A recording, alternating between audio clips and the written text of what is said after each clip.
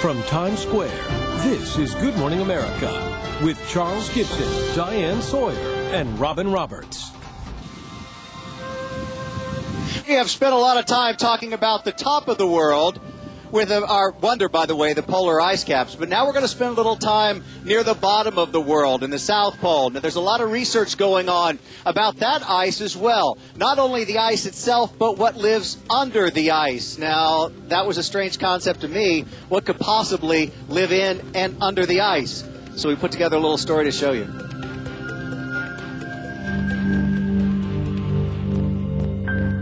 The continent of Antarctica is a strange and beautiful land where the summer sun moves sideways and the winter nights last for months. With a bone-chilling wind and gusts as strong as a Category 5 hurricane, that's greater than 155 miles per hour, Antarctica is the coldest place on Earth. These sub-zero temperatures preserve carcasses that may have died as long as 6,000 years ago. But while considered not fit for man, this land teems with life. The popular documentary March of the Penguins brought these tuxedo-wearing hosts of the Arctic to the big screen. Their neighbors on the ice are just as magical and as wondrous. And below this wonderland, there are deeper mysteries still. Mystery scientists are diving to great depths to uncover. From underwater, this ice ceiling looks like frozen clouds that have fallen from the sky. The icy water is so cold, it would kill us thin-skinned beings in a matter of minutes. Most of this area has never been explored or seen with human eyes. The surprising thing for me was just to find the great diversity of life that we find under the ice. Like fish with a natural antifreeze to keep their blood from freezing, and familiar creatures, but science fiction sized. Jellyfish with tentacles 50 feet long. Dale Anderson of the Carl Sagan Center is on a mission to find life on Mars. His first stop, Antarctica. This is probably the closest that I will ever get to going to a place like Mars. The forbidding valleys resemble Mars as we think it was 3.5 billion years ago. A desolate and frozen terrain with water locked well below the ice. They're windows back to the earliest times of Earth on our own planet on Earth. And they can also provide us with a glimpse of how Mars may have existed at one time. Could life possibly exist in these conditions? Well, the answer is yes, but below the ice.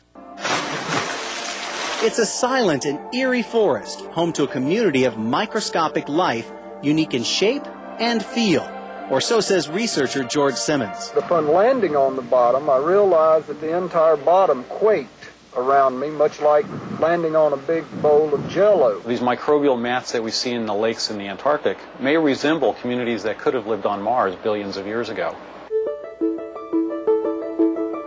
If scientists are right, the clues found in the icy waters of the Antarctic may provide a window into the mystery of life, not only in our world, but beyond. I spent a lot of time talking about global conditions, but when our panel selected the ice caps as a wonder, I really didn't know how much I didn't know about ice. I've learned a lot. I hope you have as well. Now, one of the things I'd like to do is talk to the research station in Antarctica, the McMurdo Research Station, but because of the way we're connected, Robin, I can't do that. Can you do that for me? I'll be very pleased to help you out here, Sam, and talk with Gretchen Hoffman, who joins us from McMurdo Station in Antarctica. And you're also, I think, hooked up by video phone. Gretchen, are you there? Good morning, Robin. How are you? Oh, it's beautiful where you are. It's 2 a.m. Tuesday morning where you are, 2 a.m. Tuesday where you are? That's exactly right. It's 2 a.m. in the morning. Welcome to McMurdo Station. Here we are in Antarctica. Beautiful sea ice behind me, the mountains. It's glorious. It is glorious. So tell us a little bit about the animals, Gretchen. How do they adapt to those long periods of darkness like that? Well, you know, here in McMurdo, we have a lot of the Southern Ocean frozen behind us, and under the sea ice, which right now is anywhere from 21 feet to 3 feet thick, there's a teeming life. There's a really rich benthos, sea stars, fish, all sorts of different organisms that we would see in temperate areas, but here in the polar regions, they're highly adapted to these very, very cold temperatures. And right now we have research programs underway to study how these organisms are adapted to these extreme conditions. The National Science Foundation is celebrating very soon, another couple months, the International Polar Year. Ooh. And we're focusing on how these organisms survive and it's in such extreme conditions. Extreme conditions, too extreme, I understand, for human beings, and that's why you use something called an ROV, a remote operated vehicle? That's correct. We have some young women from Longpoke High School, Ryan and Amanda, who've built an ROV for us, and we've been deploying this under the sea ice. It was a real challenge for them because the water is -2 Celsius, which is about 29 degrees Fahrenheit. And underneath the sea ice, we can see these organisms with the ROV. We can photograph them for educational material. And we're really interested in how these organisms might also respond to any changes in climate or other impacts, such as ocean acidification. So it's a really exciting time for us right now. It looks exciting. I know it must be for you, Gretchen. People at home are wondering, okay, this looks all really neat, and you're learning all these different things. How does that help us back here at home, what you're learning there? Well, you know, Robin, that's a really great question, and I think there are two important parts to that answer. First, the organisms down here, although they're polar and they're unusual, they also show us how animals that never see any change in temperature, how they function. And by looking at that, it really tells us a little bit about what we can expect to see in organisms that may or may not be able to respond to changes in ocean temperatures and other things in other parts of oceans, such as what might be off New York City or California. And secondly, one of the things that's really hidden about this wonderful research program that we have through the National Science Foundation is we have a really strong training and education component.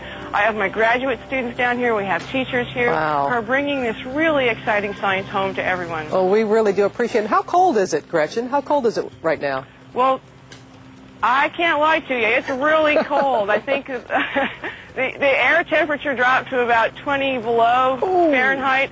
And we've got about a 20-knot wind, which makes wind chill probably 30 below, I would imagine. So it's chilly. Well, thank you for braving the temperatures and educating us, Gretchen. We sure do appreciate it. Bundle up.